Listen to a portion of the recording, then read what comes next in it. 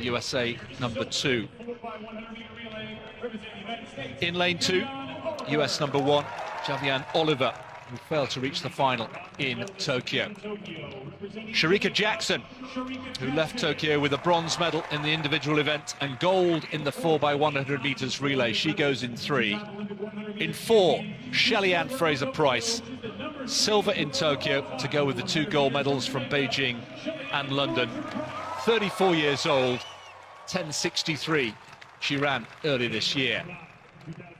Sha'Carri Richardson, 21 years old, the new kid on the block, all hair and flair. Wasn't in Tokyo. A 1-month suspension for a recreational drug, keeping her out of the games, but she's been very active, both on the track and on social media. She has a point to prove here in 5. Next to her, the double Olympic champion, Elaine Thompson-Herah, retained her 100 and 200 meter titles, 10.61, the second fastest in history. Marie-Josée Ta Lou, yet again 4th, the dreaded 4th place in Tokyo, where she finished in Rio in both the 100 and 200. She goes in lane 7. Mujinga Kambundji had a fine Olympics in Tokyo, made the final in both the 1 and the 200. Ran 10.95 in the heats. And in lane 9, the youngster from Jamaica, 19 years old, Briana Williams, double world junior champion at just 16 years old, the future, you feel, of Jamaican sprinting. So Daniels in 1, Oliver 2, Jackson, the bronze medalist from Tokyo, from Jamaica, in 3, Fraser-Pryce, Jamaica, in 4, Richardson, USA, goes in 5, the blonde hair, Thompson-Herah in 6, Jamaica, the defending champion from Tokyo, Ta Lou 7, Kambundji 8, Williams in lane 9, left of picture.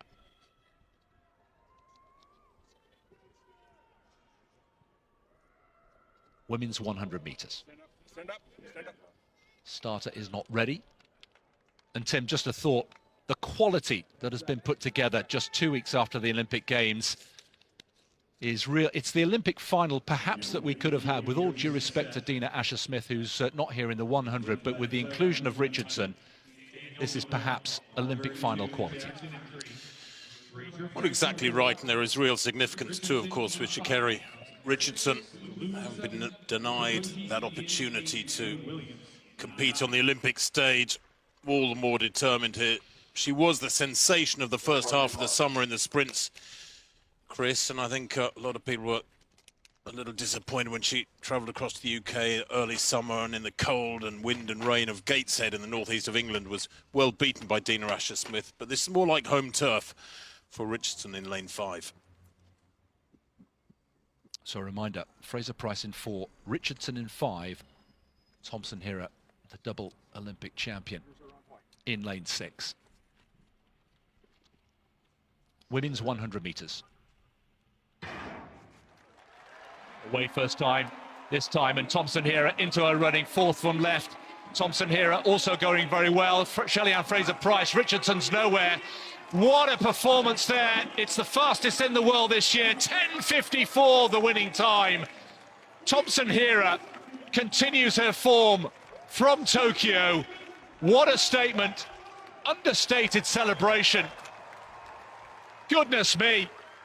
It's the 2nd fastest time in history. Only Flojo has gone quicker, and she's beaten her own time from Tokyo, 10.61, and now she's just seeing it. A scarcely believable 10.54, and I'm afraid Sha'Carri Richardson left in the blocks. Fraser-Pryce 10.73 in 2nd, Jackson 10.76. It's the podium from Tokyo once again, and once again it's Thompson-Herah who is quite simply a class apart. And a Jamaican 1-2-3, Chris, and the challenge of Sha'Carri Richardson evaporated well before halfway in this one. But look at Thompson-Herah responding to that fast start from Fraser-Pryce, who probably gave her the impetus to push through that second half and win by 2 meters and going away. And for many people, Chris, that will be considered the unofficial world record. The whole industry, the whole sport knows there are huge question marks around that world record of Flojo from the 1988 trials, or was it 84 trials, 10.49. Everybody knows that that is a time that is squinted at by the statisticians of the sport, but Thompson-Herah is the real deal. Boy, how fast was she going through that second half to pull away from an athlete of the caliber of Fraser-Pryce, who, let's not forget, ran 10.63 back in early June. 10.54, just to underline, the second fastest in history, only behind Flojo, with a big question mark and asterisk over that particular. Only a few weeks after her breathtaking Olympic double in Tokyo, Elaine Thompson-Herah returned to competition and once again left the athletics world in awe. At the Eugene Diamond League, she unleashed an astonishing 10.54 seconds in the women's 100 meters, recording the second fastest time ever, behind only Florence Griffith-Joyner's controversial 10.49 from 1988. The race featured an elite lineup that promised fireworks. Tiana Daniels occupied lane 1, Javianne Oliver took lane 2, and Olympic bronze medalist Shericka Jackson started from lane 3. Beside her in lane 4 stood the legendary Shelly-Ann Fraser-Pryce, Tokyo's silver medalist and a two-time Olympic champion. Lane 5 belonged to America's Sha'Carri Richardson, eager to reassert herself after missing the Olympics due to suspension. Defending Olympic champion Elaine Thompson-Herah was in lane 6, ready to make another statement. Completing the field were Marie-Josée Ta Lou in lane 7, Mujinga Kambundji in lane 8, and Jamaica's young prodigy Briana Williams in lane 9. As the gun went off, the tension exploded into raw speed. Fraser-Pryce exploded out of the blocks, but Thompson-Herah's acceleration and stride length quickly took command. By the midway mark, she was flying, her form flawless and her power unmatched. When she crossed the line at 10.54 seconds, the stadium erupted, witnessing not just victory, but history being rewritten. Fraser-Pryce followed in 10.73, and Jackson finished third in 10.76, mirroring Jamaica's Olympic podium sweep. Meanwhile, Richardson struggled, finishing last, a reminder of the ruthless precision required to compete among the best.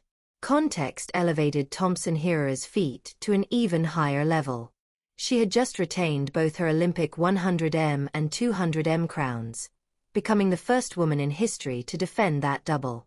Yet in Eugene, she somehow surpassed her Tokyo time of 10.61, proving that her dominance was still on the rise. Her reaction spoke volumes. No wild celebration, no theatrics, only composed satisfaction. It was the look of an athlete aware she had just brushed against the edge of human potential. Commentators quickly dubbed her run the true world record, questioning the legitimacy of Griffith-Joyner's long-standing mark. As the sport looks ahead to the next season, anticipation for the Jamaican powerhouse trio, Thompson-Herah, Fraser-Pryce, and Jackson, has never been greater. Fans and analysts alike wonder how much faster they can go and whether this golden era of sprinting will continue. Elaine Thompson-Herah's 10.54 was more than a sprint. It was a defining moment of modern athletics. It captured the essence of greatness: blistering speed, quiet confidence, and the relentless pursuit of perfection.